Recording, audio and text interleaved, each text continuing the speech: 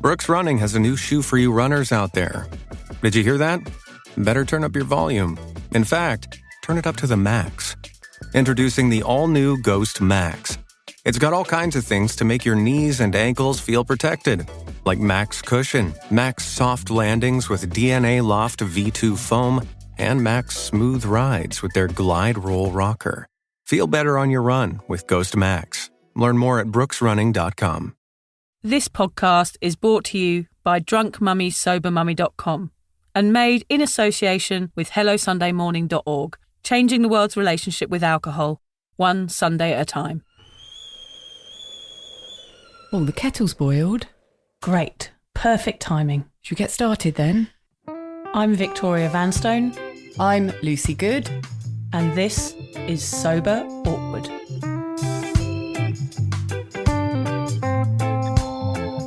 Right, Lucy, over to you.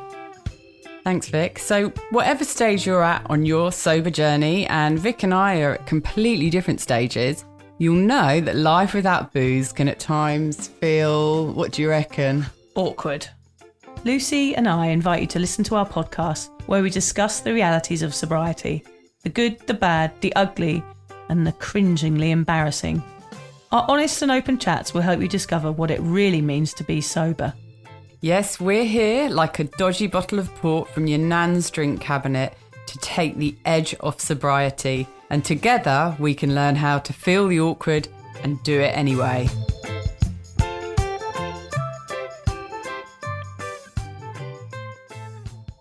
I haven't actually worked out what mine are going to be yet. I've got to have to think about that. I think mine's going to be to shout at my poor little darlings less. You don't shout at them all that much. Alan, what's your New Year's resolution? Don't have one. You don't have one? Come on, something. You must have something. Can't think of any. I'm perfect, I reckon. True. Oh, He is true. Yeah, he is true. He is is. perfect. He is the perfect human specimen, isn't he? With his perfect man. McDonald's and Pop-Tarts. Alan and I will have to have a good think about our New Year's resolutions. Yeah, we will. How was your Christmas, Lucy? We're recording this on the 27th of December, so we've just all had Christmas. And yeah, how was yours, Lucy Lou? Yeah, quite different to what I expected. The last podcast, if anyone listened to that one, I was very confident about Christmas. You were excited about it. You were dancing around the tree like a happy little elf, weren't you? I was, yes, I was. And I did have a good Christmas. However, Christmas stroke drinking side of things was a lot harder than I thought it was going to be. But I did make it through. So I just wanted to let the listeners know that I really struggled this Christmas number 2, and it was quite unexpected. But I made it through. So if anybody else struggled and perhaps didn't make it through and did end up having a drink, don't be too hard on yourself. Christmas, alcohol, it's such a hard time for us sober people. It is actually, and I still find it hard, Lucy. I still have to sort of grit my teeth a little bit and get on with it. But I did organise the alcohol-free drinks tasting mocktail making session at home, which was fun. Everybody was well into it, and we all made like a ginger fizz was my one, and somebody else did one with elderflower, and we put mint, and I did actually get parrots on sticks, which are my favourite things. I mean, we actually also had sparklers in them. I put sparklers in. You were so excited about that game. Excited. It was nice to you? have something that didn't involve drinking on Christmas Day. It was nice, as we said before, it was nice to make a new tradition. So everybody really enjoyed it. But I'm sorry you didn't enjoy it. Well, you did enjoy it to a point. Yes. But the drinking did feel quite present for you, mind the pun. It did. Yeah, it certainly did. Even in the morning, which was a beautiful Christmas morning, it was just myself and the kids, loads of presents, really yummy breakfast, speaking to friends and family on the phone. It was just great. And Christmas Eve was lovely.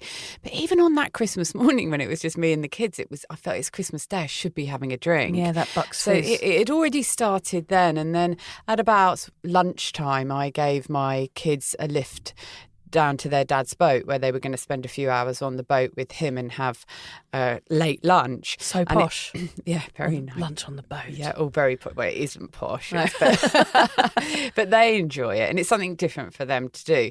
But to get from my house to the boat, we had to drive down the main street with all the bars and clubs, etc. on. Yeah. So I saw everybody out and about, enjoying themselves and celebrating with alcohol. So that was a big trigger for me. And then when I got home, I was on my own for about 5 hours on Christmas Day. I had lots of invites to go places, but I did find it really difficult. I felt I'd be easier just staying at home, away from alcohol.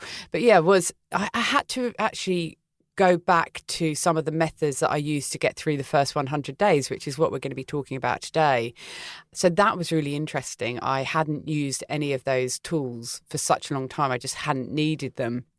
But I did have to dust them off and get them out the box and use them on Christmas Day afternoon. Just sitting there thinking, I've just got to get through the next 5 minutes, and then the 5 minutes after that, and then the 5 minutes after that. And then when it came round to Christmas Day evening, around about 6-7 o'clock, I knew my kids were going to be back, and I was looking forward to that. That was a distraction. And the feeling had gone. I could hear a big party happening up the road, which was a massive trigger for me. Not that I have any problems with them having a party on Christmas Day, good for them. But listening to that all day was really difficult. Did you call the police? Put in a noise complaint.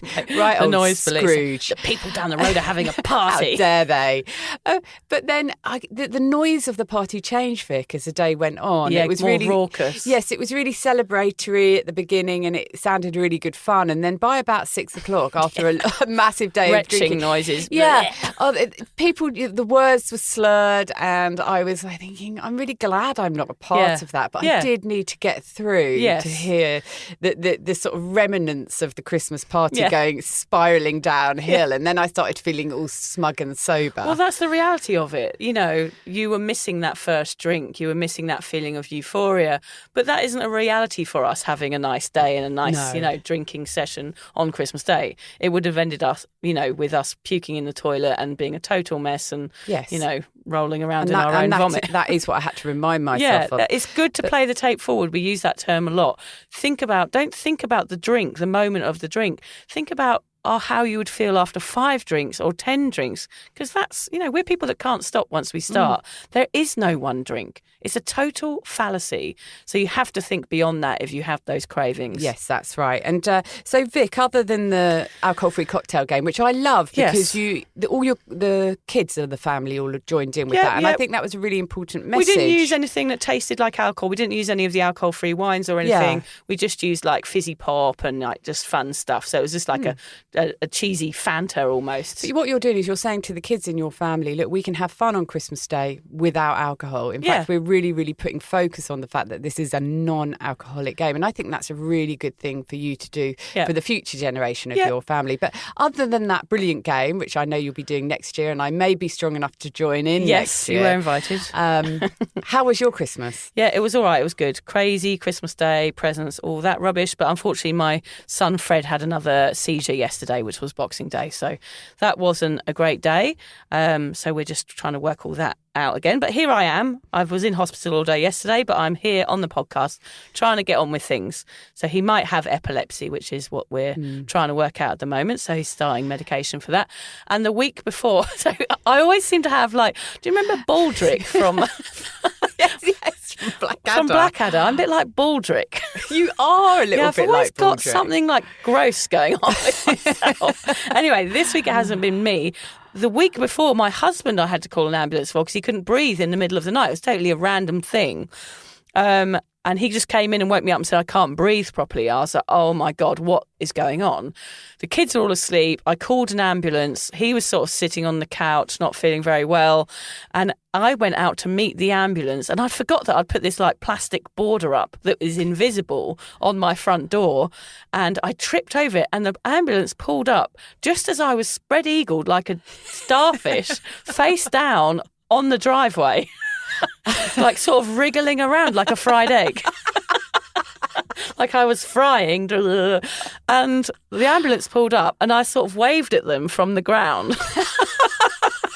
The Queen's wave, was it? And they were like, are you all right? Are you all right? I was like, yeah, I'm all right. I'm okay. And I was thumbing, going he's inside. He's inside. This isn't for me.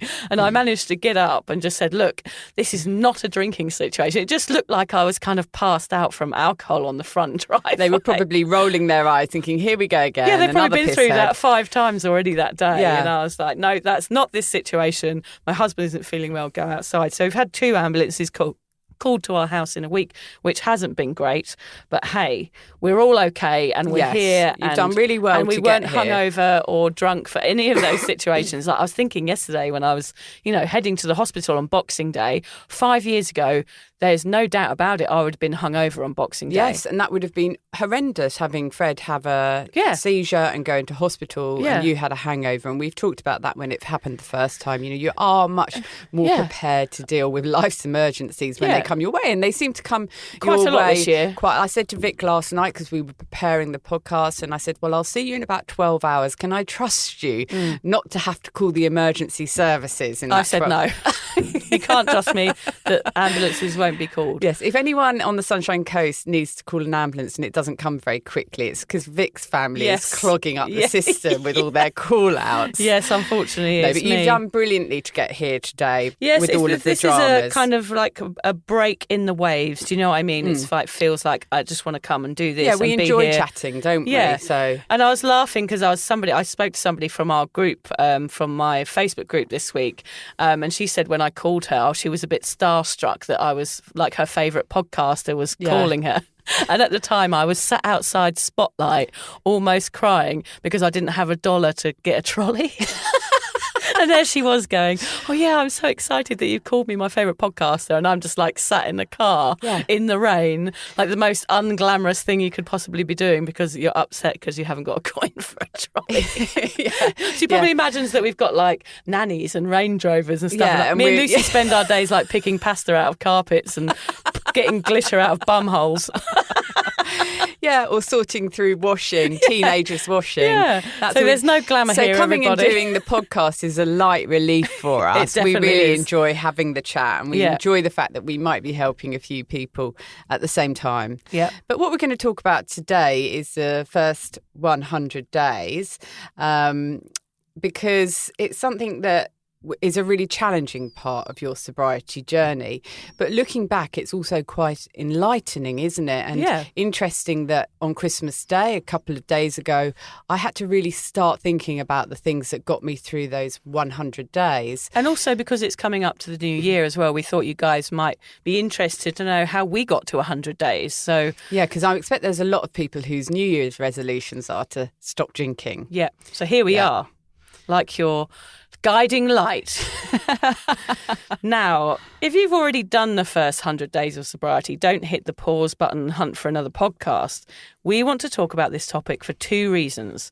One, to help people who are about to embark on sobriety or are actually in the midst of their first 100 days. And two, because it's important to remember this life-changing time so you can draw on it like Lucy has this week when you feel triggered by alcohol further down the track, or to simply keep patting yourself on your smug, sober back for making it through. And another reason to stay connected to the rickety adventure, excuse me, I've got a frog in my throat. Christmas frog. Yep, Christmas frog. The rickety adventure that was your first 100 days is so you can help others if they turn to you for support. And that does happen quite a lot when you're sober. This actually happened to me recently. Someone asked me a simple question about giving up drinking. They said, how did you do it? Yeah, how did you do it, Lucy? And help me, how did you do it? Someone like you. You managed to do it. And at first I couldn't really remember, how did I make it through those first months? And what were the key things that after 20 years of trying and failing to moderate made this attempt a success? I mean, these are things that changed my life, possibly saved my life. That's true. And I need to stay connected to how this miracle actually happened for me and in order to support others. I mean, it does feel like a miracle some days. It does. When I think, gosh, what a drinker I was and now I'm not. That is a miracle. Yeah, I still can't believe it at I times. can't believe it either. In this episode, we'll talk about our own experiences of the first 100 days of sobriety. We'll share some sometimes weird ways we made it work. And for the first time in our alcohol-sodden lives, we succeeded in giving up alcohol. We'll help you to understand what you can expect in those first few months, both physically and mentally. Yep. We want to give you a sense of how toe-tappingly dance around the room, sing from the rooftops, amazing it feels to accomplish it. And if you're over 100 days or your 100-day milestone is a distant memory, come with us and recapture how you did one of the most amazing things in your life and got bloody sober. Yes, let's put our listeners in the picture and quickly set the scene as to how and when our 100 days came about, because our situations are quite different, as they always are between you and I, Lucy, aren't they? Yeah. So, but shall I do mine first? Go on, then. We were talking about this last night when we were preparing for the podcast as to whether I've told this story before. I may have told it on the podcast, but I think if we can't remember it, our listeners won't. I've just heard it so many fucking times, bored Lucy. of I'm it, fed up of it. Go on. But it is an interesting... Just go on, come and praise me. I don't mind if you tell the whole story about how I saved you. One more time, I saved your life, pulled you from the gutter. No, I'm not going to mention you now. I'm going to make up something else. Say Mick instead of Vic. I met this really wonderful lady called... It wasn't Vic. What happened for me? And so what we're talking about here is kind of the moments before the first 100 days, the 100 days that was successful and had us giving up alcohol for life. So what was the build-up? How did that come about? So for me, it was a really weird one because it was September and I had no intention of having another attempt at giving up drinking. I was thinking maybe I'll do it in the new year. That was where I was. I was drinking very, very heavily. I had a chance meeting with Vic where we met for a coffee at 10 o'clock on a Tuesday morning. Shall I tell them quickly how that chance meeting came about? I contacted Lucy to write a story for her website about single mums giving up alcohol, and Lucy emailed me back to say, I would love to print your article, and actually I have my own personal relationship with alcohol. That's why I feel very passionate about this. And as soon as I read that email, I didn't know she was English. I didn't know we were pretty much the same person in a different body at the time. And I phoned her up and said, do you want to meet up for some porridge? Yes. And we met pretty much the next day, I think, a couple of days later. I think it was a couple of days later. And I just couldn't believe that somebody who was struggling with drinking, who had struggled in the past with drinking, had contacted me. And it was like, I was desperate for support. I've talked before about being in this dark room with lots of doors and I couldn't open any of them. I felt like one of those doors had just unlocked at that time of hearing from you. And I went to the 10 o'clock coffee meetup with no expectations, just really to have a chat with you. And we had a great chat. We were there for about an hour and a half, 2 hours. And I'm going to use a word because it's really important. I really resonated with Vic and her story. Pass the bucket. I was like, this is somebody who is still full of life and laughter and love, and she's got so much to tell and so many stories. I mean, we were laughing our heads off at some of the crazy things we'd done in our past drinking and drug taking years, and when we were in England, we were having a right laugh at the breakfast about it. But the difference was Vic had managed to say, yeah, that was fun. It was great. I can still laugh about it. But I've moved on from that now. Yeah. And I remember Vic saying to me, she had a cup of tea, a pot of tea and a porridge. And she went, this is me now. And sort of gestured to the porridge and the tea. And I thought, that could be me. I could do that. And then we said goodbye and it was like I was on autopilot. I didn't even really consciously make this decision, but I walked over to the Bottle-O, which is the off licence, and I bought a couple of bottles of wine. This was at about half past... What a brilliant influence I am on you. Yeah, it was like, God, I need to get calm over down. that. Yeah. And I went home and I started drinking at about midday, and then I stayed in. My kids weren't around. I think they must have been at their dad's. And I had a 3-day bender where I stayed in and only went out to walk to the Bottle-O to get more wine. And that was the style of my drinking at that time. I'd moved from social drinking to drinking behind closed doors where I could drink more and I didn't disgrace myself too much because I did still manage to make drunken phone calls and Skype conversations did happen. By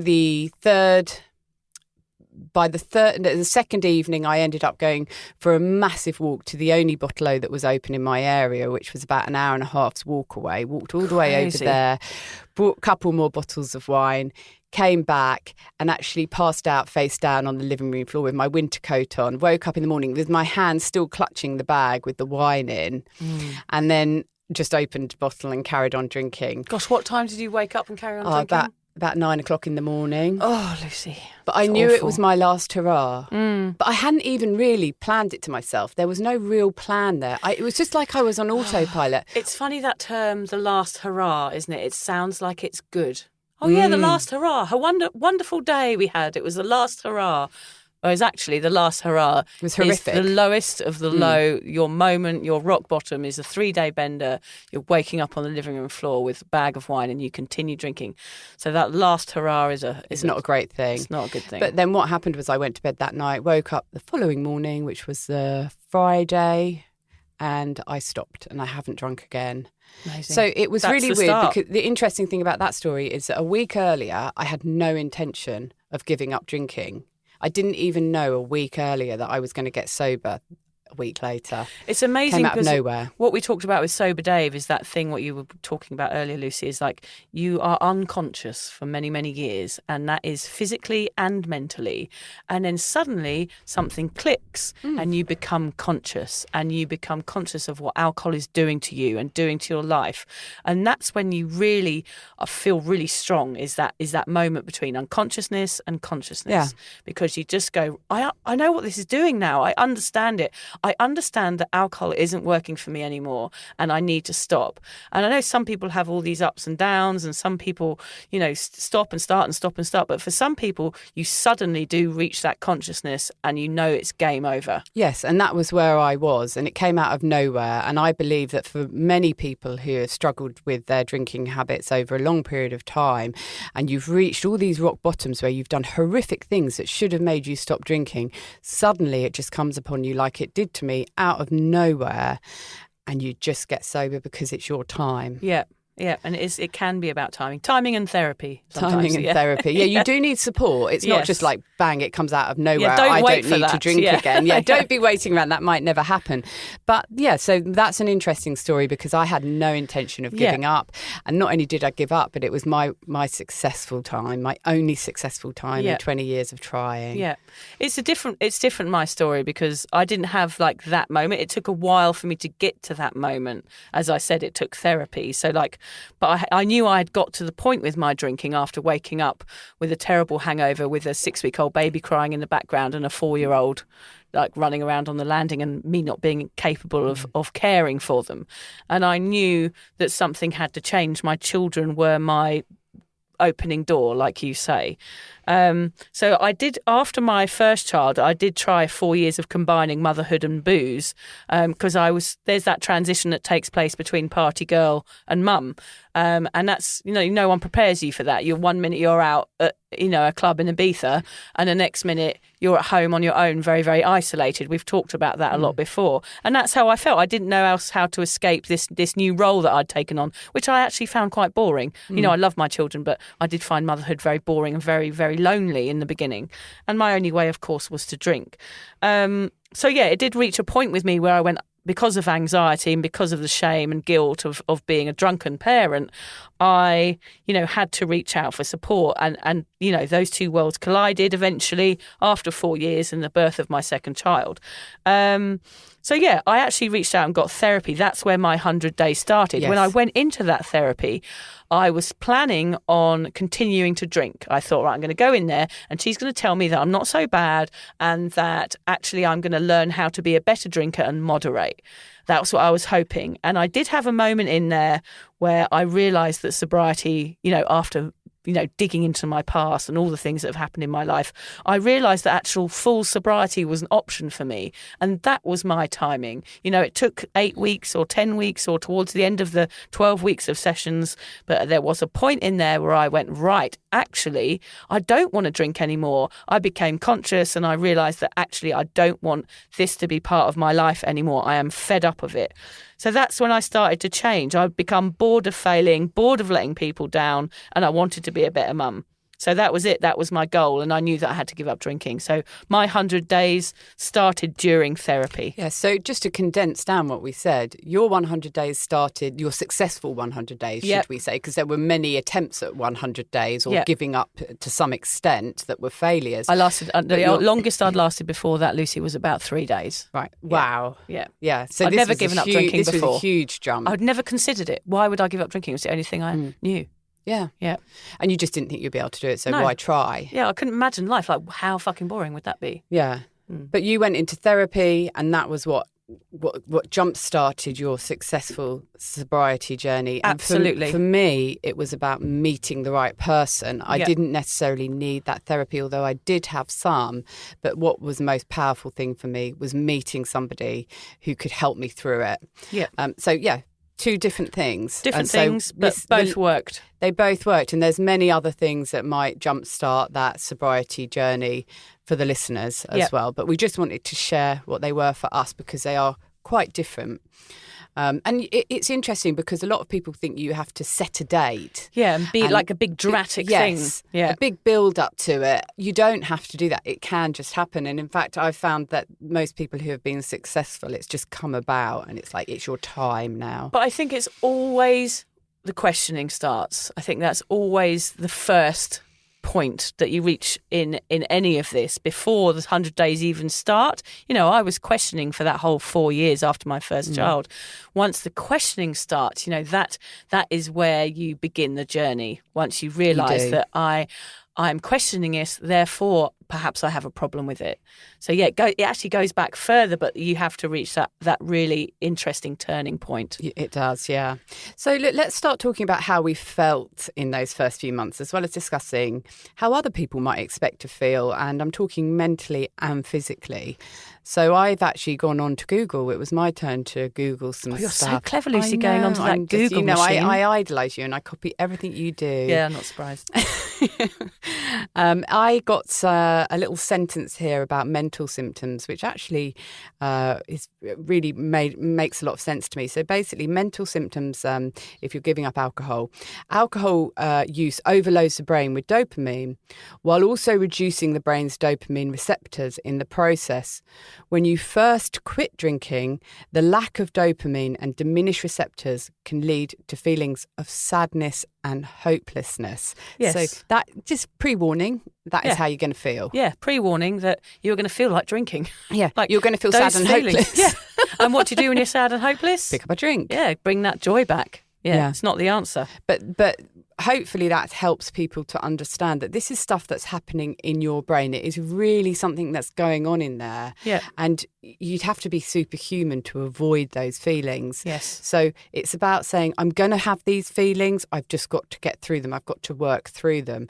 And now also some of the physical symptoms of giving up. I'll read out a list of the sort of more normal ones. And then we've got a list of more severe physical symptoms, which you could very dramatically read out, Vic. What do you in think? my best dramatic voice. Yes. So normal physical symptoms, a lot of which I think Vic and I felt when we gave up: tremors, anxiety, which is what you usually are drinking to avoid, nausea, vomiting, that's one for you, Vic. Yeah, my favourite. Headache, increased heart rate, sweating, irritability, confusion, insomnia, nightmares, high blood pressure. Oh, the insomnia. Do you remember like that feeling? For me, it was the next night. I could never get to sleep when I was hungover. My anxiety would get worse and worse and worse throughout the day, to the point where it was nighttime. The next day, I would still be feeling like heart palpitations. Yeah, so you're so tired, but you can't sleep. And you're so tired, you can't sleep. And everything's going around in your brain, what you've done. And of course, what you want to do is pick up a drink because you know that will cure it all, but you've got to see it through. Remember, these things that we're reading out, these are normal symptoms of giving up alcohol. So you've got to go through them, haven't you? It says physical symptoms. For me, that is a hangover. Yes. It doesn't have to be like, oh, I'm a severe alcoholic, so therefore I've got these symptoms.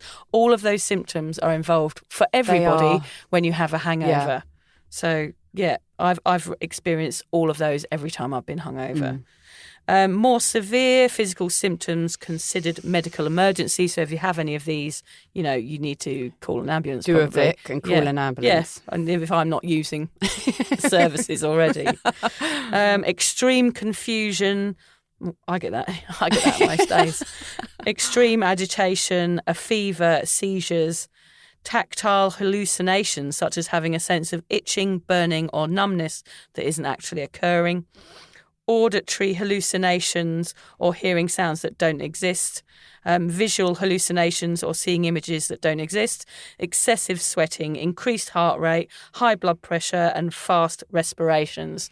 So they're the more severe. So if you are a real daily drinker, extreme.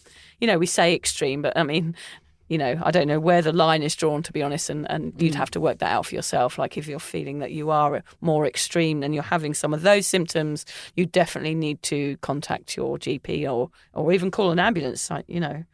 It's pretty bad. Yeah, and just accept that what you're doing is quite big, because you're taking a substance out of your body that your body's been used to for a number of years. Yes. So you are going to have these effects and you might need help to get over them.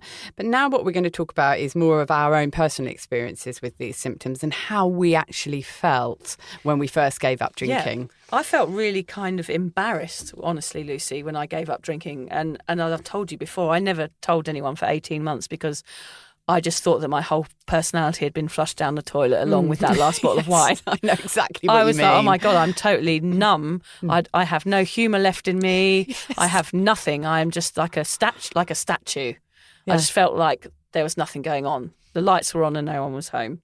So I disguised my sobriety like I had my drinking. So that is a thing. We all disguise our drinking in social situations.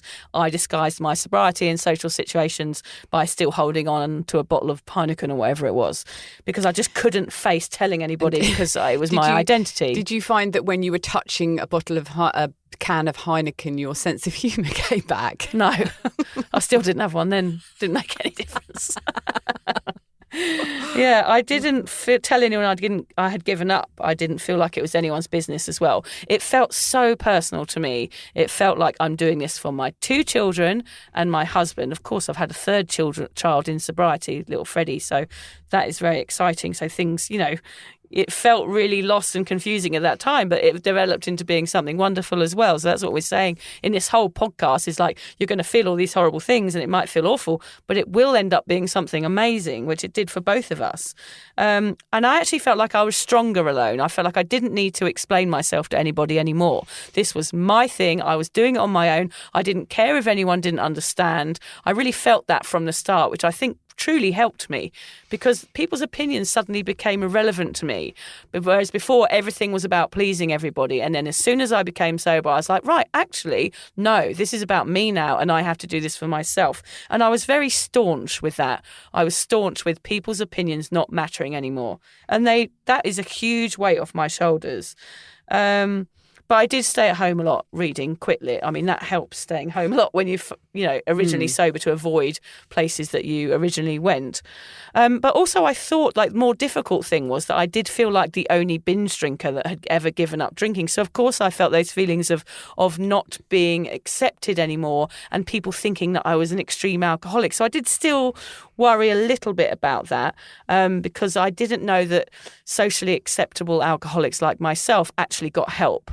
So I felt like the only person in the world with a mid-range grey area drink problem. I didn't know that was a thing at the time. And luckily, now we live in a world in 2021, in the last year, things have changed massively. There's grey area drinking coaches. There's all sorts of stuff going on with this sober curious movement. So I didn't really have that at the beginning of my sobriety, and I wish I had. And the great things were that I didn't have anxiety anymore. Death was no longer an option. I mean, that sounds really extreme, but it was true. But that's interesting because we've just been reading out the symptoms. Yeah. And yet now we're talking about our own personal symptoms, and anxiety is one of the symptoms that you can have from giving up alcohol. Yet you're saying your anxiety went when you gave up. Absolutely. Was it stronger at the beginning? Did you feel the anxiety at the beginning of giving up and then slowly it just went? It was alcohol causing me to have anxiety. Yeah. It was causing that chemical imbalance. And it was affecting. Didn't make it heighten it. It was a total sense of freedom from anxiety. It was like the equilibrium inside my brain suddenly leveled out, and once the alcohol had all soaked off my skin, and my brain just felt much, much stronger. And that was from the start of those 100 days. And it just goes to show how we are all so different, because a normal symptom of giving up alcohol is anxiety, and yet for you it just got rid of your anxiety altogether. Because I was lying in bed every Sunday morning feeling as if I was going to die, like going to say, right, you need to call an ambulance because I'm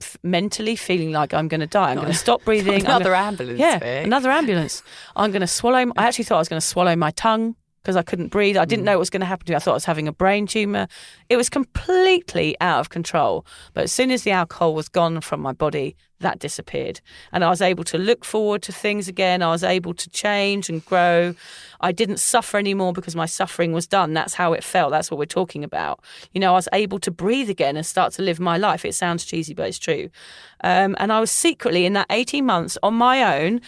You know, sometimes doing it on your own can be good. I was kind of ticking away at these milestones going, yes, I've done this. And that's where Lucy and I do differ a bit. There is a book by Jason Vale called Kick the Drink Easily. I haven't read it, but somebody did recommend it to me. And it uses the analogy in there of what happened to, it says, at what point did Nelson Mandela realise he was free? And it was the moment he stepped out of prison. And that's how I felt. I felt like I had stepped out of a prison and I was released. And it was a sense of freedom giving up drinking for me. And that's not the same for everybody. And I'm not saying that'll happen to you. But that was how I felt. It had got so messy and so full of guilt and shame and anxiety that it was like stepping out of a prison into the sunlight and just going, oh my God, I don't need to do this anymore. Yeah, and it was very great. liberating. Yeah. Yeah, I mean, for me, I actually had some of the physical symptoms that we were talking about in that. And I really liked the bit that we read out about the dopamine in the brain, because after about 2 months of being sober, I had recognised this constant feeling that I had of just feeling like I was Horny. No, I didn't feel horny. I haven't felt horny since I gave up. No, me neither. No, I just felt like I was a step removed from the rest of the world. I felt as if I was in this foggy bubble. And somehow that helped me because I felt like I wasn't part of the world, which I used to be part of. Yeah, I was away true. from it. I was somewhere else. But I was struggling to string sentences together, and I was struggling to get my work done because I had massive brain fog. And eventually I Googled it and I found out that it was quite a normal symptom, a normal physical symptom of giving up. But it did go on for about 5 or so months. So that was one of the main physical symptoms that I experienced, was this brain fog, which somehow managed to use that to my advantage. It did get a bit annoying nearer to the end, and I wanted it to go. And my dad used to always say to me, how's your brain fog? When I spoke to him on Skype, I was like, it's still there, Dad. It's still there, Maureen. It's still bloody there. But it helped me at the beginning, but it got a little bit more annoying towards the end. But it did probably went at about 6 or 7 months, my brain fog. The other thing that I got, which was a physical symptom, was we read out nightmares. Well, I had my drinking dreams, which I've mentioned before, which were pretty horrific, and they happened every single night for about 4 months. I don't have them anymore, Vic. Yeah, great. I thought I was going to have them forever. Yeah, because you have felt quite traumatised by those each morning, didn't you? They were, and people would say, I put it on the group and people would say, I was so relieved to wake up and find out that I hadn't actually drunk because it was so real. But for me, I would wake up and feel hungover. And I'd gone through such trauma by the fact that usually my dreams were not so much me drinking, but me being hungover. Yes. And that sense of what have I done, the fear and the anxiety dread, and the palpitations. And so when you wake up from a night where you've been going through that in your head, you just don't feel good. There is no relief. No. You've started the day almost. And I would actually wake up with a physical headache as well. So they were my physical symptoms. Gosh, that is full on. Yeah. And, but I was lucky. I didn't get many of the others. In terms of mental symptoms for me personally, I felt very peaceful. Everything felt peaceful and quiet, whereas my world with drinking was hectic. When am I going to drink? I couldn't stop thinking about drinking. Like a whirlwind. Yes, it was. And eventually I was just so fed up with the chaos that drinking brought. And when that came out of my life, I felt a sense of peace. And like you say, that was quite extreme because I felt like I'd lost my sense of humour. And someone actually said to me, have you lost your sense of humour in my first 3 months? You bite their head off. Well, I just thought, I hadn't actually told them that I'd given up. I thought, well, that I do feel like that. I agree with you. I think I have lost it. But that's all right because it means that you no longer feel the need to make everybody laugh all the time. To entertain, which is great. Yeah. But that was it was peace, which was a good feeling, and quietness, that was a good feeling, and that sense of being overcrowded and hectic had gone. But that went a step further, and it actually made me feel quite bored. Boredom was something that happened a lot in the first 100 days, and I found it very difficult to deal with it. I just felt like, who am I? What is it I actually like doing? Because my whole life had revolved around drinking, that I had no hobbies. Yeah. All my friends were drinking friends and I was bored senseless. Yes, that who am I question is going to come up a lot for people that are doing that first 100 days, because you don't know who you are when you're drinking. You don't get to discover who is beneath that big layer of beer and bravado. It's true. You have to look underneath, and that takes more than 100 days, I will honestly say. It does. It takes more like a year to really start to understand your own behaviours and who you are intrinsically as a human being. Yeah, I agree with you. And I think of it this way, like in those first 100 days, it's like you're this big canvas and everything's being stripped off it with your sobriety. Everything's coming off it until it's completely blank. So in that first 100 days, you're sitting with this blank canvas, which is with you. a paintbrush going, and it's boring and you don't know what to put on that canvas because everything's come off it. Your whole old life and all your drinking habits have come off it. But then it takes several years to build on that canvas and start creating a new picture, which is your new life. But whilst that canvas is blank, you can feel lost and lonely and sad and bored. Good analogy, Lucy. Yeah, thanks for that. Well done. But don't worry if that is how you feel, because you've got the rest of your life to build on it and to create this amazing canvas of exactly what you want. I felt scared. Who am I? I also felt like an ill patient. I felt like I was a patient in hospital.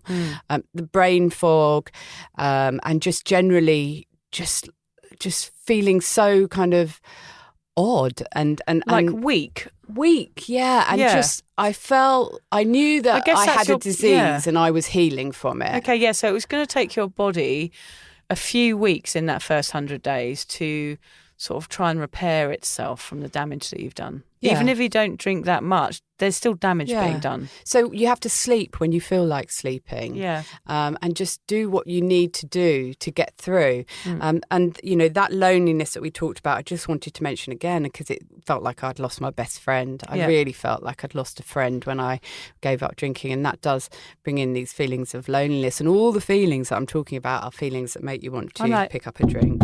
I'm at that door, Lucy. Hello, it's your new best friend. I know. And I haven't actually said to you, Vic, and I wanted to say thank you for calling me on Christmas Day, because Vic called me when she seems to know, she called me when I was really sort of struggling in the afternoon, and she sort of said, I know you're not going to come over, but I want you to know you're welcome to come over, and how are you doing? Which gave me an opportunity to say, I'm struggling. Yeah. So that was really wonderful. And you know, I said, put the fucking kettle on, go and have a cup of tea. No, you didn't, Vic. You said, oh, shut the fuck up. It's Christmas Day, you stop moany old whinging. wench. Get a bloody life. And then I phoned her on Boxing Day and went, I'm fine now. Yeah, and I'm like, I'm in hospital. Yay. I just wanted to add there that I do liken the loss, as Lucy said, the loss of a best friend, your drinking buddy, is the alcohol. Some people have to go through something called the 5 stages of grief, which is, read up on these people, because they are emotions that you will feel. It does feel like the loss of a friend, like someone has died. The grieving process is denial, anger, bargaining, depression, and acceptance. So you will have to go on a bit of a roller coaster with those feelings. But, don't drink through them. That's the thing. Sobriety is all about feeling the feels and letting them pass through your body. They might not always be good, but it's about having, joy afterwards and going, right, I've went through that. I went through denial, anger, bargaining, depression and acceptance, and I'm now at acceptance, and here we are, and I'm feeling great. And that might happen at 100 days. Yeah, feel the awkward and do it anyway. Exactly.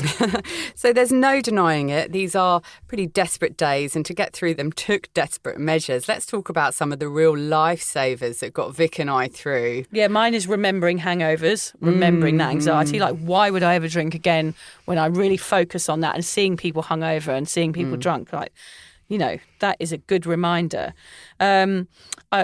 Lucy and I were just talking about this earlier before the podcast started. We always, those triggers, they're about the first drink. So if you focus on that first drink and then think, well, that started well and ended badly, of course it's going to end badly. I mean, it's coming up to the new year, so I have to very briefly tell how my night started and how they ended, Lucy, because my stumpy finger is 22 years old. In a couple of nights' time. Yes, because it was a New Year's Eve event. It was the Millennium Night in Thailand, therefore I have the Millennium Stump.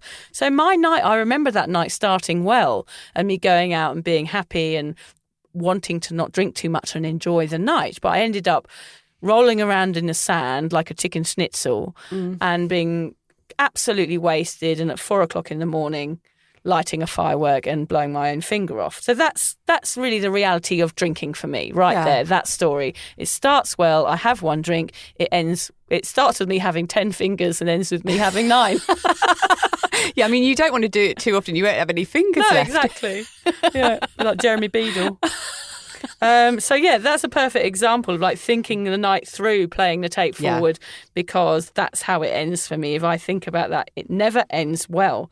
A good thing to do, which I did, which is journaling and blogging or starting a diary. I actually bought one of Danny Carr's How I Quit Alcohol 365 diaries this week, and she's got loads of tips and pages where you can just fill in how you're feeling each day. I think that is a brilliant tool for anyone starting that journey, and she's lovely. So go and buy that.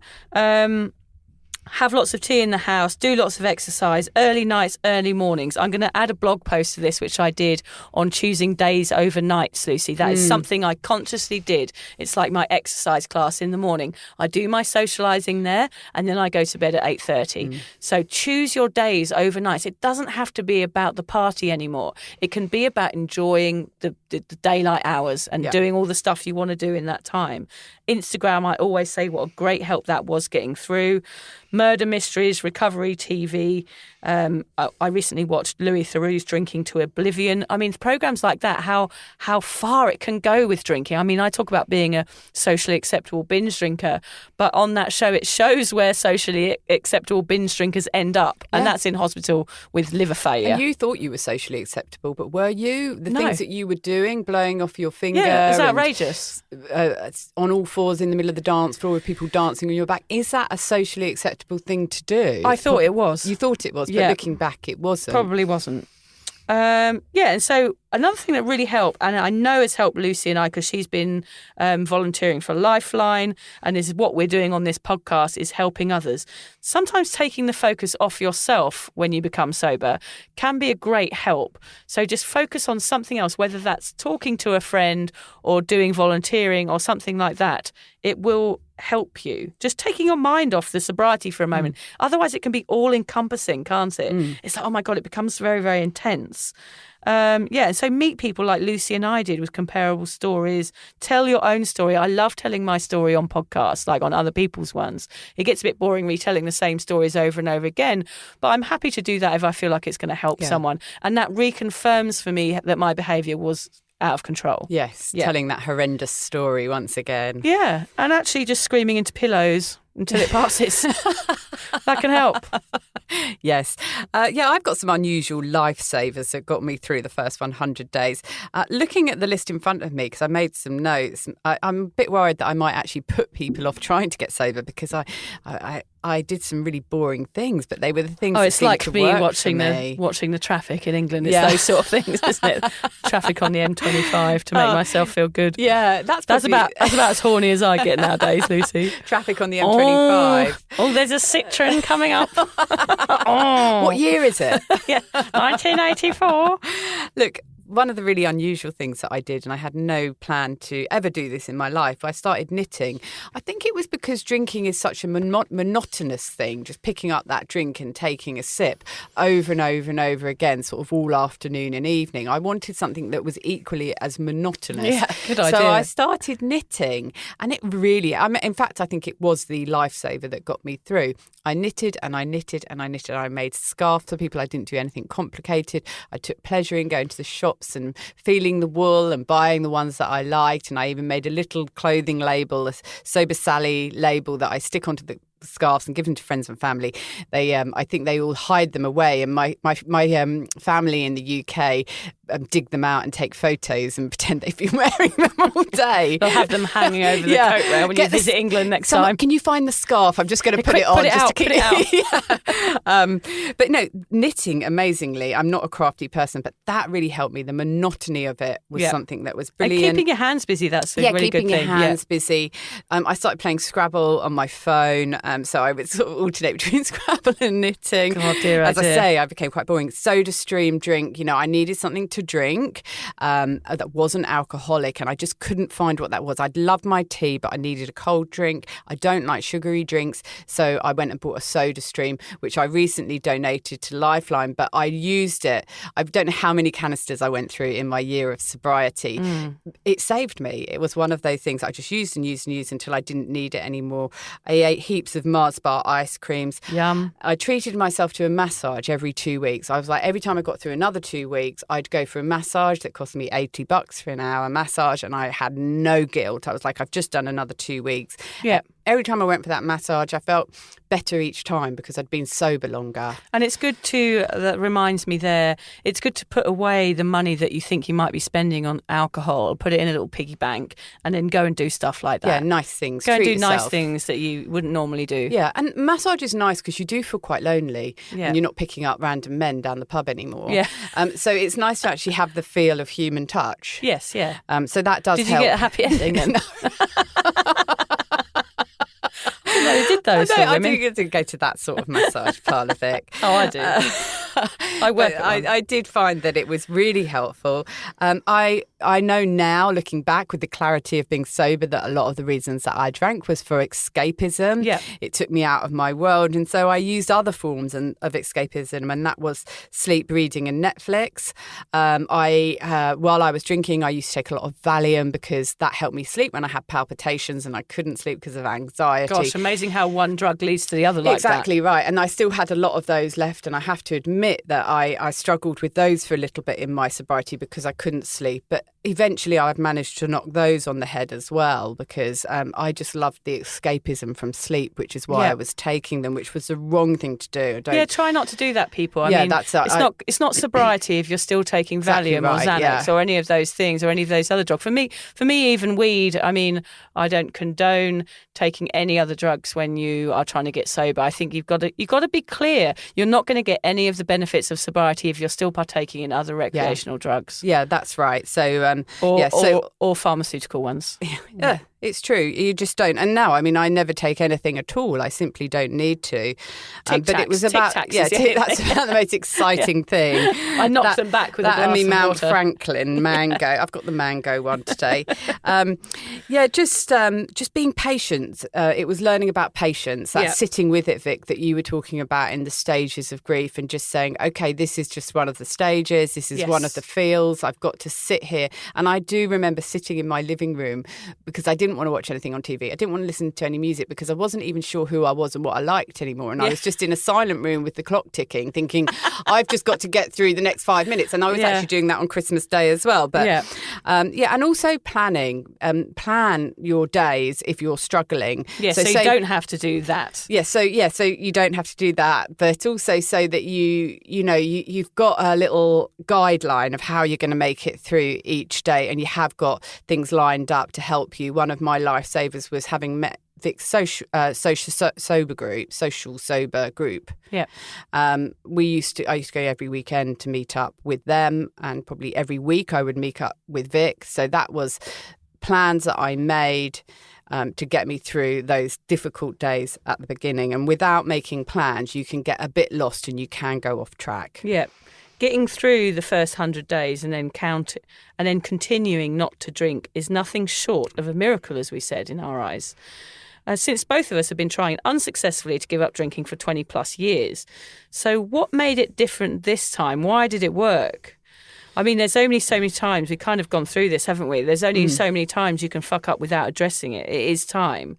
And sometimes your drinking just gets to the end of the road. Turning 40 for me also, Lucy, was a change because I felt like, gosh, I've done drinking and now I'm turning 40 and this is my chance for a new life. One thing I learned in therapy, to get myself through this 100 days was that it's a bit like your analogy with the painting. I thought of myself as a dilapidated old house that needed a revamp. So you take out, so if you just imagine yourself as being like this rundown shanty shack, and then think about yourself being that and how you can develop that into something good. So I took out all the bits that I didn't like. I wanted to redecorate the house. I wanted to get what's that guy, Lawrence Llewellyn-Bowen? Was that his name? I don't With know. the bouffant hair. He always was like a purple smoking jacket.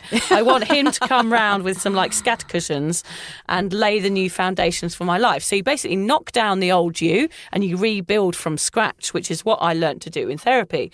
And I wanted to build a more solid structure for my life. And that's exactly what I did. I tore it all down and I put a nice chandelier up and some nice cushions and I made myself more comfy in my life. So you can do that. Imagine these analogies because these sort of visualizations really, really do help. They do, yeah. The other one, actually, while we're talking about Lucy, I've just remembered another one. Also, when I was in therapy, the lady told me to visualise a roundabout. I think I've told you this before, but there's like a roundabout, like a kid's swirly thing, I don't know what they call them here, probably some weird word, where like, you climb on it, spins round, that you yeah. have at playgrounds. So imagine all your friends, all your family, all there on the roundabout. It's spinning really, really fast and they're all drinking. It's all noisy and you're on it as well. And it's all this kind of crazy ride. And then she said, my therapist said to me, Diane, hello, Diane, said, step off the roundabout and observe. How does it feel? And I remember sitting with my eyes closed and visualising how it felt. And suddenly I was at peace. And that was a real epiphany for me. It was like, actually, I can step off that roundabout. I can step out of the chaos and I can watch on. And that's okay. So sometimes these real visualisations of imagining your life in a different way can actually make you capable of living that life. Yeah. Yeah, I really like that one. Yeah, I mean, I was very similar to you, Vic. The reasons... What made it different this time was the fact that it just was my time. Looking back, I had reached rock bottom. There was nowhere else to go. I really was killing myself. You're at a junction there. I was at a junction. I was at a dead end, really. Yeah. And it was just my time. Looking back, I didn't even realise it while it was happening, but it was. There was nowhere left for me to go. Also, of course, what made it different for me this time was having met you, Vic, a like-minded soul and somebody who was just genuinely seemed to care about the fact that I was giving up and was able to completely understand everything that I was saying. I didn't feel any embarrassment. Vic and I are both unshockable, our stories, and we haven't shared the worst of them on here because we just probably couldn't, but we can tell each other anything, certainly to do with our drinking days, and the other will just sort of nod in kind of agreement and have their own story to match it. So it was really good to have somebody who was non-judgmental. Because, someone as mental as you are. Yeah, exactly. Yeah. Well, I'd seen so many professionals. I've lost count of how many professionals I saw, but they hadn't walked in my shoes. But you had, Vic. Yeah. So that was really helpful. And of course, for the first time ever with giving up, and I tried so many times before, I had somebody to be accountable to, and that was Vic. And also I told my dad, who's in the UK, who I'm very close to, that I have a drinking problem and I'm giving up. I had never told him that before. He was distraught. That's huge, though, that you did that. You didn't have to do that. It's something you don't have to tell. Like, you don't owe anybody anything, but sometimes it's nice to create accountability. Yes, and that's what I did this time. And even Christmas Day just gone, the two people who were foremost in my mind, because I opened the back of my daughter's car, which I drove on Christmas Day briefly because I gave her a lift somewhere, and I opened the boot of the car to get something out, and there were some cans of beer rolling around in the back of her car. And I was watching them. They must have been hot, and it was 30 degrees for Christmas Day here. And I thought I could just pick one of those up and drink it hot. But the two people who kind of popped up on my shoulders with my dad and Vic, and that was enough for me just to go, there's just no way I'm doing this. So that was what made it different for me, and also to have the sober group as well, as I mentioned, to be able to go and see that there were other people the same as me, and I felt less alone. Yeah, and even Facebook groups as well. Yeah. Anything that's going to help you through those 100 days, just get on it, get in there, use it to your, post on there every day, ask questions every day if you need to. On Share Instagram. Your wins. Yeah, exactly. Yeah. So was there anything particularly surprising about the first 100 days, in both good and bad ways? Things that perhaps we didn't expect? My confidence grew. I mean, I'm quite confident anyway, but I just felt more relaxed within myself. The pressure was off. There was no dilly-dallying with questions in my head. Shall I have one? That preoccupation with alcohol that was all-consuming was gone. And my brain had space for everything. Was that a surprise to you, Vic? Because I suppose you don't realise how filled up your brain is with those drinking thoughts, do you, until they're gone? It's like getting off the roundabout. Yeah, it's like walking into the sunshine out of prison, as we talked about, like that Nelson Mandela analogy. It's like, oh my God, I don't need to think about alcohol anymore. Yeah. It is completely a pointless subject for me, and I can just think about it as something as irrelevant, like a byproduct of vegetables, which is basically what it is. So if you can minimise its importance in your life, it's a really, really good way of just going, actually, no, I don't need to think about that stuff anymore because I'm free from it and I can just carry on with my life. The bad thing was I didn't lose any weight. No, neither did I. Everybody don't be too disappointed in that. But also, because of the confidence growth, I learned to love my body. My body has created 3 children. I have grown 3 humans in my stomach.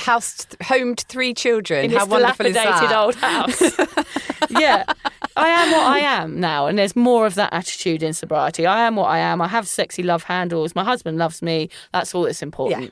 And your kids love cuddling you. Yeah, there's none of that too much like thought about myself and how I look all the time and things like that. I mean, I do have that still. Everybody has that to a certain degree, but it's not all consuming or anything. One thing I have realised is that I don't like drunk people very much. I hate to admit that, but I just find it annoying and it's triggering and I don't like being around it. And you'll probably... most people will feel the same in that first 100 days. I would avoid any situations that involve a lot of drunk people. Yeah, although it does help you in some ways to think, I'm so glad I'm not drinking and I'm not like that. Yeah, but they are annoying. Or just phone them when they're hungover and see how they're feeling. So you do have to go through a few awkward socials. That's what this podcast is, why we created it, because you have to learn to feel that awkward. Yeah. And that is something that is hard and that is something that will develop. Lucy still feels it. I still feel it. We still get that feeling of there being a bright light on us when we're out and our personalities have been fallen out of our arseholes. Yeah, it does feel like that sometimes. But just leave when you need to. I mean, that's the best thing. Yeah. So imagining my entire life, I have to admit, without alcohol, like imagining a sunset in Bali and me not having a beer has taken some time to get used to. But I just take those, the classic AA saying, one step at a time, one day at a time. I'll have to be on that beach in Bali and then I can just order a cup of tea. Yeah. But to think, I don't want to think too far in the future. You stop worrying about things until they actually happen. Exactly. Yeah. It's pointless and then work through it at the time. Yeah, you've got to live in the now a little bit with sobriety and just live minute to minute with that ticking clock, like Lucy said, because it is all about changing habits and changing those associations. Like, don't go to those places where there's people going to be drunk. If you don't feel like it, you don't have to do anything if you don't want to. That's right. Yeah, it sounds simple, but just go it's with really the how flow. we live, isn't it? Go with the flow. Just go with the flow and just do what makes you happy. And eventually you will tune into your sobriety and that white noise that's kind of playing in the background will fade. You'll be able to hear and see more clearly. And the most important thing for me was that I'm able to trust myself again. I'm able to trust myself around alcohol. I'm able to trust myself around my kids and my family and even in pubs. I trust myself now, which is a huge place to be for me. I didn't trust myself, and now I do. Which is really important. It's really important. You need to be able to trust the way you're going to behave when you're out and about. Yeah, I couldn't go out because I knew I didn't trust myself, which is awful, isn't it, really? Yeah. So really, the surprising things for me in the first 100 days was that it's going to be different for everyone. I was expecting, people have told me what it's like to give up alcohol, and I had done it myself a few times before, failed attempts. But I learned, and I was surprised by the fact that it was very different to what I expected it was going to be. For an example, I assumed that it would be really difficult at the beginning and then later on it would become easier. But for me, the first 160 odd days were really quite easy, I think, because I was so motivated by this decision that I'd made. And then days around 60 to 100, which actually coincided with Christmas and New Year, were incredibly hard. And day 100 was so difficult for me. There was no way I was going to go back at that point. But I was like, hold on, I'm on day 100. I thought this. You kind of think that on day 100, because it's day 100. Alan's just held up. I just must interrupt you. Alan's just held up our 1 hour phone message, which just had a big penis with hairy balls underneath the 1 hour. Well, I wonder what he's trying to say to us. Just 1 hour. Here's a penis and hairy balls. Is there a cryptic message in there? I hope not. You're a pair of dicks. Shut up. So I guess I wasn't expecting that. And because I wasn't expecting... I don't have expectations is what I'm saying. Yes. I thought day 100... I thought on day 100 there was going to be these sort of fireworks and a marching band and I was going to feel amazing. But in fact, it was just another day of struggling through sobriety. Yeah. And I think because I had expectations that wasn't going to be the way it was, I found that particularly hard. Something else that surprised me around that first part of becoming sober was people's reactions to it. I was very worried about telling people, which I did, unlike you, Vic, because you kept it a secret for a long time. I did tell people. And even my sort of biggest drinking friends were so supportive of me. And, they all wanted to meet up with me and to help me in any way that they could. I was surprised that boredom has got another level to it. I thought that boredom was just that and you had to get out of it. But I found out that boredom can get so strong, you can feel it so strongly that it actually takes you through to another sort of sphere where you become creative. Yeah. You have to come up with different ways exactly. existing. You don't just go back to your old habits. If you just see it through, if you just keep sitting with that boredom, something good comes out of it. And I became creative. I am not a creative person. I started knitting and doing these clothing labels and these weird things. So that was what I found was surprising for me, that boredom, if you sit with it, can become something quite cool. And the other, I think the last really surprising thing was discovering that life actually does continue after alcohol, because I honestly thought it didn't. And it was like, I'm still going and I haven't drunk and I am alive. And life goes, the beat goes on, as they say. That was a surprise. Yeah. Our personal top tips to get you through the 100 days very quickly was don't count the days if it doesn't feel right. That's really important. I mean, we're talking a lot about 100 days here, but if counting them and keeping track of everything doesn't feel right for you, then don't do it. Just say, right, I'm sober now. End of story. This is my life now. Or put an app on your phone which actually counts the days for you, so you don't have to physically count them every day yourself. And every now and then you can just look at the app. Yeah, because it's nice to give yourself a little pat on the back. Do new stuff is another good one. A lady on our Facebook group went last week, instead of going out and getting pissed, and went her whole town dressed up in inflatable outfits for the day and marches around the town. She sent a photograph of it on the group. So, is this what country? I think it's in America. Great. And she was the sober blow up cow. So shout out to her, because we say do different stuff, but that was like out there. Loved that. If you fail to make it to 100, don't beat yourself up. Just remain committed to the goal and just focus on the good stuff, the money saved, the energy, the new places, your skin, your mental state. Look forward to life again. They're all really important things. I did it and I had therapy and that worked for me. It doesn't work for everybody. You just got to find the right person. So there's all these different ways of doing it, which we cover in all our other podcasts. And just remember that, abnormal drinking has been normalised. So it might take some time to rewire your brain. As Lucy said, give yourself patience. Give yourself time. Don't rush. Rushing and wanting more from it will make you want to drink. I mean, I just want to mention very quickly, at the hospital yesterday, Lucy, we're talking about normalised drinking. As I was carrying Freddie out on my own, leaving, the nurse that I'd been spending the afternoon with, as I left, just patted me on the shoulder and just said, "Don't worry, love, there's a bottle of wine waiting for you at the fridge at home." And I think and this is a nurse. This is a nurse at my local hospital. That was what she said. And I know that she meant it in a nice way. And I think I just went, how the fuck is that going to help me? That were my last words to her after she'd been. But it would have been the coping tactic many years ago if that had happened. It is a coping tactic. I mean, for most people. Yeah. I mean, for but most it doesn't people help carrying a child out of a hospital, they're probably going to go home and have a glass of wine. Yeah. It's just that I was so annoyed by the end of the day that I just had a stressful time. It was just the last thing I needed was someone say, "Go on, exactly, go on, love, go and have a glass of wine. You deserve it." I just felt like going, "Oh, fuck off!" For fuck's sake. So you won't be welcome at that hospital. No, banned. It's like being thrown out of a pub. Barred. Still getting thrown out of places. Yeah. Look, for me, I think one of my main tips is if you sit with sobriety, you feel quite lost, but eventually what will happen is you kind of see this chink of light, and it's an insight into what your life is going to be like when you're truly sober. So just wait until you see that light. And once you see it, you've got something to aim for because you've had a taster of it. So if you're sitting there feeling lost and thinking, why am I actually doing this? Maybe I should have a drink. please hang on in there, because when that light displays itself and you can head towards it, you're going to get more and more light in your life, and it's going to get better and better.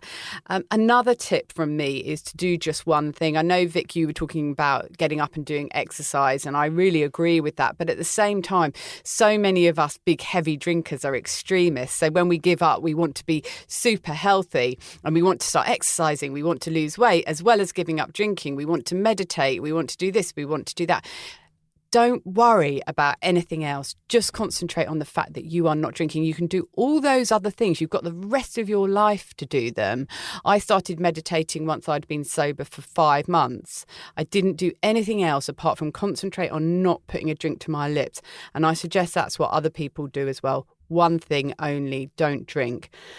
Another thing, look in the mirror, because you just start looking better and better. You do. I don't know. You do. Your skin looks better. Your hair looks better. I need an app that makes you go from how you'd look if you'd carried on drinking to how you look now. That's what I need, because then I'd feel better. That would be good, because you don't know what you would have looked like. I just feel like I'm ageing. Well, we are ageing, but I do still look in the mirror. Aging, and certainly in that first 100 days, which is what we're talking about, as the alcohol is leaving your system, you do see a lot of physical changes. Yes. Not only does that make you feel more confident, but it makes you realise the extent of damage that drinking was doing to you. So it's something to help you carry on going. Is better. Skin and hair and brighter eyes. I probably have one less chin than I had before.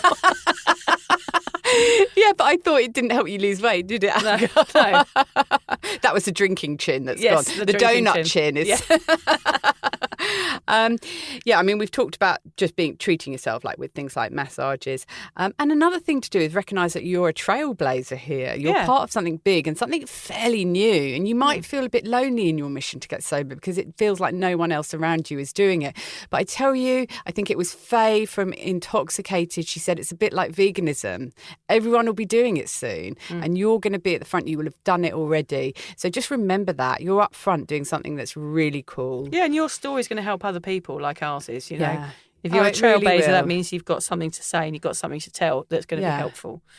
Ending on a high, what you can expect to feel on the other side of 100 days, and why should you use this moment in time to make the decision to stay sober long term. That's really important. We don't want you to stop at 100 days. No, don't do that. We sat last night while Lucy and I were going through the podcast, and we tried to work out how many hangovers I'd had. And it was so many that we couldn't do the maths. I had to get the calculator out. No, you didn't. You got your husband to I got my husband to do it, like most things. So we worked out. So let's say I had 3 hangovers a week for 25 years. So that's just under half a week, isn't it? So 7 days in a week, 3 days of those hungover for 25 years. We worked out that I have been hungover for a whole 10 years. Yeah. 10 years of my life hungover, feeling like shit. Same as me. Yeah. What a shame. Yeah. And why add to that? Don't add to that, people. Feel stronger, happier, more capable. Have boundaries and less friends. That's the next one. You know, having these boundaries up now is so much more enjoyable than just people pleasing all the time. My life, compared to having those 10 years of hangovers has changed remarkably, I must say, Lucy. I never knew I could write. I never knew I could get, pieces published in a magazine about addiction. I didn't know that I could help people. I didn't do much when I was drinking. I just kind of bumbled through life, stumbled for the next drink. I just existed, and I did what I had to do to make money and all those things. I worked on the markets and I did all these different types of jobs. But now I cannot believe that this is me. This is who I've become, that I do this podcast and I do these groups and I do all this stuff. I cannot believe that I have become this person just from giving up drinking. It's quite incredible. Yeah. Oh, no, it's amazing. And you help so many people, Vic. And I'm so proud of myself. I have to say that. I know it sounds a bit Why would you want to go back to that old version of you? I would not go back to that old version of me. I was a bit of a waster. Yeah, so was I. So my reasons why you should use this moment in time to make the decision to stay sober is basically because going backwards is shit. Why would you do it? I mean, it's repetitive. Unlike you, Vic, I tried to give up many, many, many times and failed. Why would I want to go back and go through that again? I'm just going to carry on going forward. It's a bit like Groundhog Day. And I don't want to fill my head up with 24/7 drinking thoughts again. Why go back to that? I want to just just keep going and stay sober. Often also, if you go back to drinking, and I know it because I've done it, I gave up for 3 months once, I just went back to it harder than ever. And I think that is quite common for people to do that. You think you'll go back and you'll be a moderate, you think you can moderate. Yeah, bullshit. It doesn't work. No. So you're like making up for lost time. So you might end up in an even worse position. And basically you've done the hard yard. So why put yourself back in a place where you've got to start again? Yeah, don't go back there, people. Carry on. Keep going. Do another challenge. Do one of those 30-day challenges. I know Thriverless Sobriety do a 100-day challenge, actually, so that would be a great place to start. Look them up because they're lovely ladies that run a sobriety group online, a really helpful tool. There's loads of things. There's those grey area drinking coaches. There's all sorts of things available to you. So if you can, use those tools. We've got a few tips and takeaways, Lucy, haven't we? Sure do. Okay. We believe that the first 100 days were a special time in your sobriety adventure. How you cope in those first few months is a display of your resilience and your brilliance. Never forget your challenges and how you face them, and use it as a guide and reminder of how strong you really are in the face of alcohol. Although Lucy and I have shared our experiences of our first 100 days alcohol-free, it is different for everybody. And that is a really important thing to remember. It's good to be prepared, but not try to have too many expectations. As we know, they lead to disappointment, don't they? They do. As they might throw you off course and things turn out different than what you expect. Stay open-minded and ready to face each bump in the road as it comes. These first 100 days will be like no other in your life. For this reason, reach out beyond your normal activities and do what it takes to make it through. Follow what feels right within you. I have never in my life felt the need to knit, yet somehow it felt like the thing to do to stay sober, so I did it. Follow your urges so long as they don't involve alcohol, another addictive substance, or anything dangerous. Accept that your need to drink booze might be bigger than you, and that it's okay to reach out for help. This is especially true if you have a physical addiction. Book an appointment with your local GP and give them, they will help you make a plan and you can tell them what you're worried about. Likewise, a GP can refer you to a therapist to help you with the mind games that involve in giving up the grog. If you attempt 100 days and don't make it, don't beat yourself up over it. Even if you managed a week, that is better than drinking throughout that week. But we want you to make it through 100 days and beyond.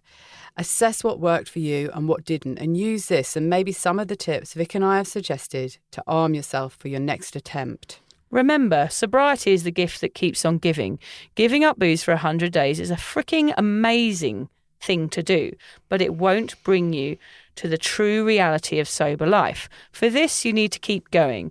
The best bit is that it gets easier and the rewards are more plentiful the longer you are sober. So keep going, stick with it, and you'll finally get to where Lucy and I are, rambling on about it when we talk about the wonders of the long-term sobriety.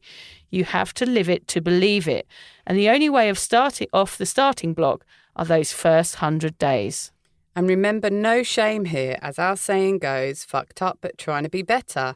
So just keep trying and you will get there. Before you know it, that 100 days will turn into 1,000 and then you can skip off into the sunset with a bottle of kombucha and some bliss balls and dance until the sun goes down. Or, like me, you can hide in a cave until everyone goes home and then dance on your own. Yeah. Pretty spot on. That's me. Yeah. This new year is a chance to make some changes, so we recommend you take this opportunity. If you haven't started the sober journey yet, then now is your chance. Let's kick the normalisation of over-drinking in the gonads and clear your path to 2022. We want you to have a happy new year, not a hungover one. We want you to thrive, be happier, instead of staying in bed, ordering Dominoes and wishing you hadn't snogged Dealer Pete as the clock struck midnight. Did you do that as well? Yep.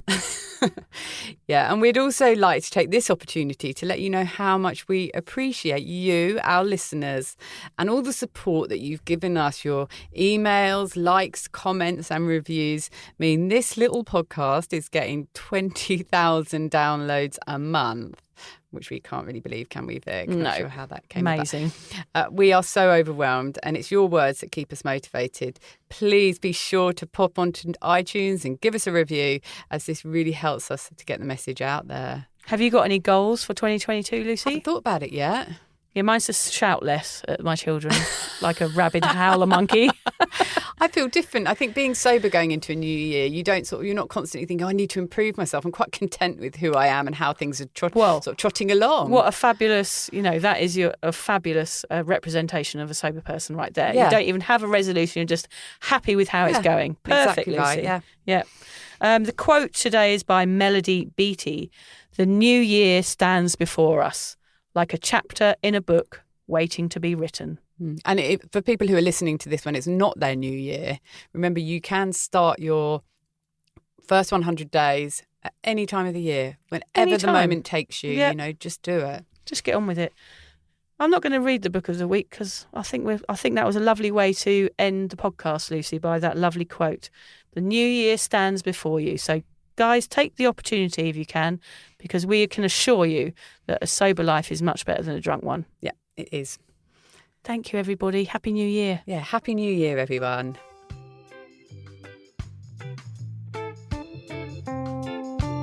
Thank you for listening to the Sober Awkward podcast.